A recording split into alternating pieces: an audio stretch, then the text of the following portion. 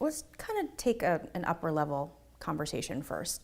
The new opioid report just came out for the state of Maryland. Can you give me your reaction to it? It's very disappointing news. We saw this tremendous spike in opioids, really in Maryland, but across the whole country. I mean, the United States was up over 29% in deaths to 87,000 deaths in a rolling 12 months. My Western Maryland district was up or 47% up. So it's pretty mind-bogglingly and grim, the statistics. Western Maryland had the highest increase in the state. What was your reaction to that? Yeah, it's been leading for some time. It's a rural area. It's a tough area for employment. The school systems have been difficult and work was difficult with COVID, the lack of broadband in many places. So the COVID situation has really exacerbated and really exposed so many of the problems that are underlying, with active addiction. And Western Maryland's really connected with West Virginia, Ohio, Southern Pennsylvania. That's kind of the apex of the opioid addiction area and overdoses with fentanyl principally. How much of this do you think has to do with COVID? Oh, I think these numbers are pretty much 100% doing with COVID.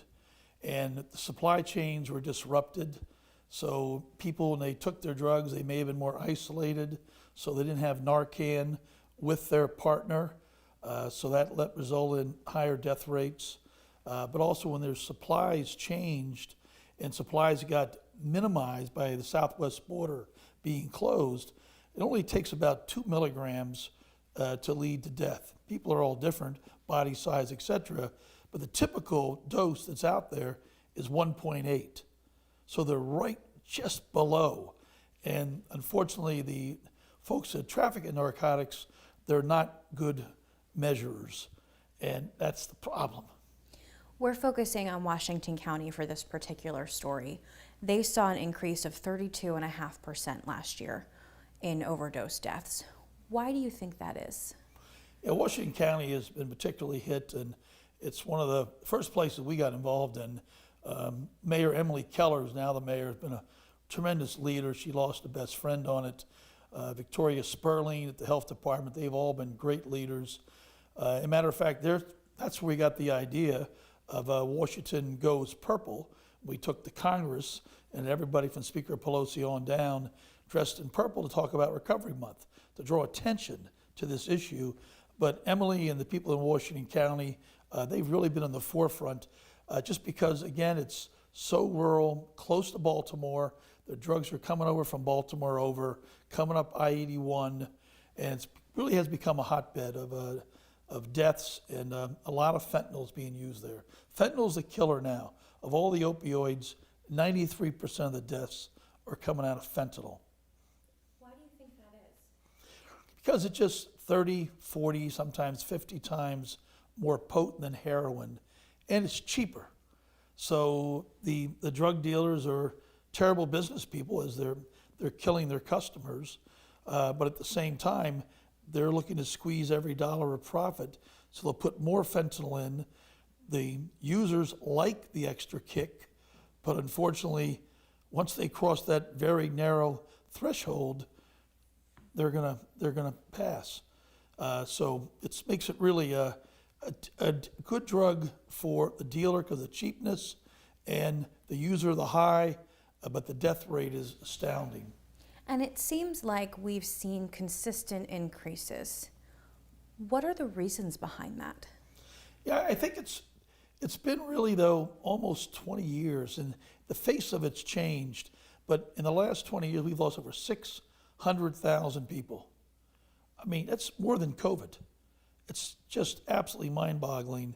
And when you think back, with COVID, we can see the light at the end of the tunnel because there's a vaccine. It's coming right at us, better therapeutics. But with addiction, there is no light. There's no vaccine.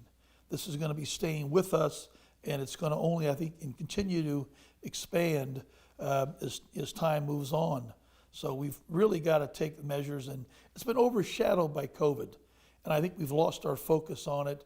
We had one good year where we had a drop, but now that last year's numbers are the highest since the early 1990s. There's no light is a really sad statement.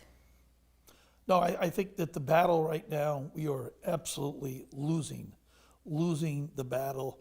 But again, it's been overshadowed because the deaths in COVID are so huge. No one's seen what's happened. And COVID really led to two giant after effects. The first is the isolation, the addiction, the deaths we just spoke about. But the other is the mental health issue. I mean, think about that, the isolation, the anxiety, the depression. Over 50% of Americans right now are thinking that they're concerned about their health, their well-being, they're feeling anxious, they're feeling depressed. I mean, those numbers are outrageous.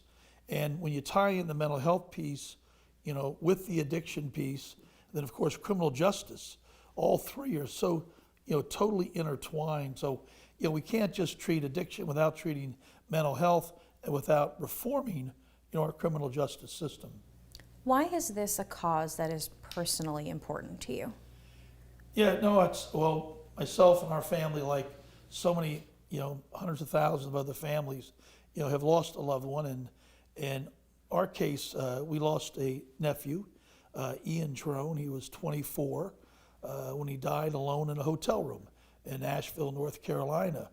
And I had worked with him, my wife had, for over 5 years, and really into the weeds and trying to work with multiple 28-day programs, recovery housing, how you get a job when you have a criminal record, 5 different arrests, mental health challenges. So it cut across all 3 areas. And then the ups and the downs and the ups and the downs of trying to come out of active addiction. And every day brings a new challenge. And he'd actually had 13 months where he had gone and been clean, got a job, was making real progress and putting together the life that he deserved. And he came back. I flew him back the first time unaccompanied. I always would have someone accompany him to be there to sort of help give him a guidepost. And he came back Christmas Eve, came over to our house, spent Christmas Eve together. He went to his mom's house Christmas Day, and then I flew him back the following day. And unfortunately, he was alone. His therapist, his sponsors, and AA all felt like he was ready. And we made the decision to put, faith, and came back and went to a bar, drank, and once the drinking started, he went out and did drugs. And he unfortunately bought heroin that was spiked with fentanyl. And when you've been in addiction for a while, your body's level of tolerance really drops. So what you think you could take before, it's now lethal. And so that happens so many times. Someone returns the drugs, they get a quick overdose, and that's what happened to Ian. What was that like for your family to go through? Well, it was really, challenging when you've grown up with somebody, their entire lives. He's roughly the same age as my second daughter, and so they've, been there together, and been over on a million different family things, and Christmases, and dinners and birthdays and sporting events. And so he was a really vibrant young man who had a spectacular sense of humor, really, really funny, and loved sports. The Capitals, were his favorite team, and really talked a lot about that with humor. And he had a future that was denied. Maybe he wanted to be a chef. He talked about being a mechanic. So we had some ideas. We got him back in college a little bit. And so that was all taken away, but it's more than just what was taken from him. It was taken from all those around him, all of his friends, all of his parents, all of his loved ones. That joy that they would have had with him, they would have experienced together, it's just overnight, it's gone.